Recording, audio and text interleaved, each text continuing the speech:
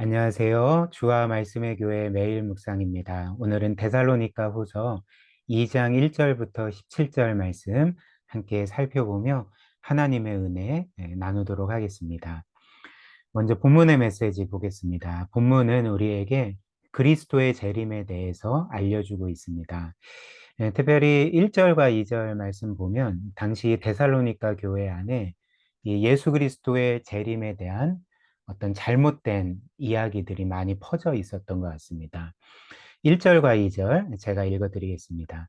형제들아, 우리가 너희에게 구하는 것은 우리 주 예수 그리스도의 강림하심과 우리가 그 앞에 모임에 관하여 영으로나 또는 말로나 또는 우리에게서 받았다 하는 편지로나 주의 날이 이르렀다고 해서 쉽게 마음이 흔들리거나 두려워하거나 하지 말아야 한다는 것이라. 사도 바울의 말처럼 어떤 이들이 이 데살로니가 교회의 성도들에게 그리스도께서 이미 임하셨다, 그리스도께서 이미 다시 오셨다라는 잘못된 사상을 전했던 것이죠. 그래서 이 데살로니가 교회의 성도들은 이 말을 듣고 이제 혼란에 빠졌던 것입니다. 그리고 한편으로는 두려워했던 거죠. 그리스도께서 다시 오셨는데 우리는 지금 이 땅에 있으니까 우리는 구원받지 못한 것인가? 이런 잘못된 그 이설에 빠져 있었던 것 같습니다. 그러나 사도 바울이 말하는 바가 무엇일까요? 영으로나 또는 말로나 또는 우리에게서 받았다는 편지로나 주의 날이 이르렀다고 해서 쉽게 마음이 흔들리거나 두려워하거나 하지 말아야 한다는 것이라. 이런 모든 잘못된 거짓 사상들을 믿지 말라 이렇게 말하고 있는 거죠. 그렇다면 그 주님께서 다시 오실 때를 어떻게 알 수 있을까? 사도 바울이 이어서 주님께서 다시 오시기 전에 반드시 일어날 두 가지 사건을 말하고 있습니다. 3절 볼까요? 누가 어떻게 하여도 너희가 미혹되지 말라. 먼저 배교하는 일이 있고 저 불법의 사람, 곧 멸망의 아들이 나타나기 전에는 그 날이 예수 그리스도의 재림의 날이 이르지 아니하리라. 이렇게 말합니다. 그래서 바울의 말에 따르면 이것은 예수 그리스도의 가르침을 따른 것인데요. 주님께서 이 세상에 다시 오시기 전에 반드시 일어나는 두 가지 사건, 일이 있습니다. 첫 번째는 대규모의 배교가 일어나게 되고요. 그 다음에 그 적그리스도라 불리는 인물이 나타나서 사절 말씀처럼 이제 스스로를 하나님이라고 주장을 한다는 것이죠. 바로 이 대규모의 배교, 또 적그리스도의 등장, 이 두 가지 일이 일어나기 전까지는 그리스도께서는 오시지 않는다. 이렇게 말하고 있습니다. 그러나 우리가 알아야 될 분명한 사실은 주님께서 정확히 언제 오실지는 아무도 모른다는 거죠. 이런 오시기 전에 일어날 징조들이 있기는 하나, 그러나 주님께서 어떤 날에 어떤 시각에 오실지는 그 누구도 모른다는 것입니다. 그래서 이에 대해서 주님께서는 마태복음 24장에서 이런 말씀을 하셨는데요. 그 날과 그때, 즉 내가 이 세상에 다시금 올 그때를 하늘의 천사들도 모르고 또 성육신한 주님 자신도 모르고 오직 성부 하나님만이 아신다. 이렇게 말씀을 하셨습니다. 그러므로 우리가 이 주님의 말씀, 또 오늘 이 데살로니가 후서의 바울의 말에서 우리가 알게 되는 사실이 무엇일까요? 바로 주님의 재림을 기다릴 때 우리가 해야 될 일은 주님께서 언제 오실지, 어떤 날에 어떤 시각에 오실지에 대해서 과도한 호기심과 두려움을 가지고 골몰해서는 안 된다는 것입니다. 사실 이와 관련해서 교회 역사상 계속적으로 오해가 있었고 또 이단적인 사상들이 있었고 폐해가 있었습니다. 우리나라도 마찬가지인데요. 과거에 다미 선교회에서 이런 거짓된 주님의 재림과 관련된 사상들을 퍼뜨린 적이 있었습니다. 그래서 그들이 말하기를 1992년 10월 28일 자정을 기점으로 해서 주님께서 다시 오실 거다. 이런 거짓된 사상을 퍼뜨려서 당시 사회적으로 큰 물의를 일으켰고 많은 사람들이 미혹을 당하고 결국에는 큰 피해를 본 일이 있었습니다. 그래서 이 데살로니가 교회에서 일어난 이 주님의 재림에 대한 오해, 그리고 그 두려움들, 이런 거짓 사상들은 교회 역사상 계속 있었다는 것입니다. 그래서 우리가 해야 될 일은 말씀드린 것처럼 주님께서 어느 날 어떤 시각에 오실지는 우리가 알 수 없으나 분명한 사실이 무엇입니까? 반드시 오신다는 거죠. 주님께서 이 세상의 천군 천사와 함께 반드시 다시 오실 것이고, 그때 모든 것을 심판하시고, 그리고 최종 구원을 이루셔서 그 영원한 하나님의 나라를 완성시키실 것입니다. 그래서 주님께서 반드시 오시기 때문에, 그리고 그 날을 알지 못하기 때문에 우리가 해야 될 일은 늘 영적으로 깨어 있어야 한다는 것입니다. 그래서 주님이 마태복음 24장에서 이렇게 말씀하셨는데요. 그러므로 깨어 있으라.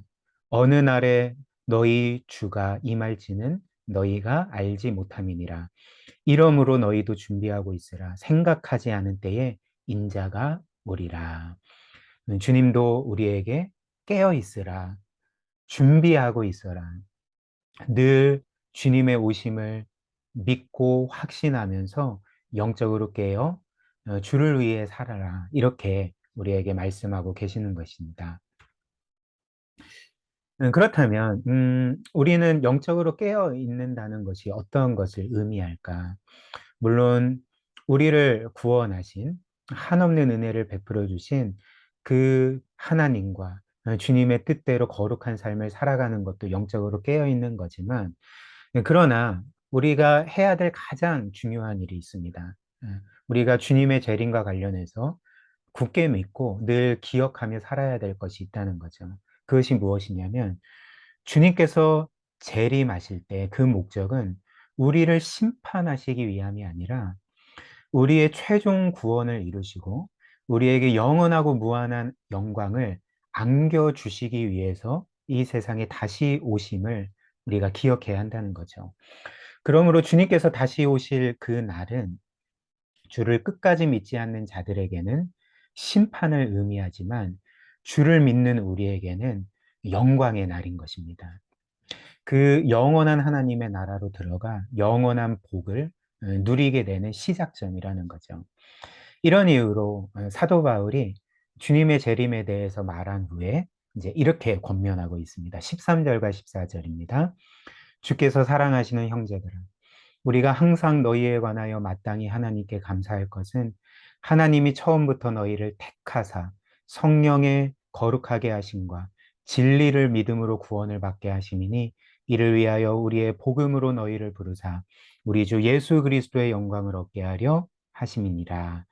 사도 바울은 예수 그리스도의 재림에 대해서 말한 후에 무엇을 이야기합니까? 하나님께서 영원 전부터 우리를 구원하시기 위해서 택하셨다는 것.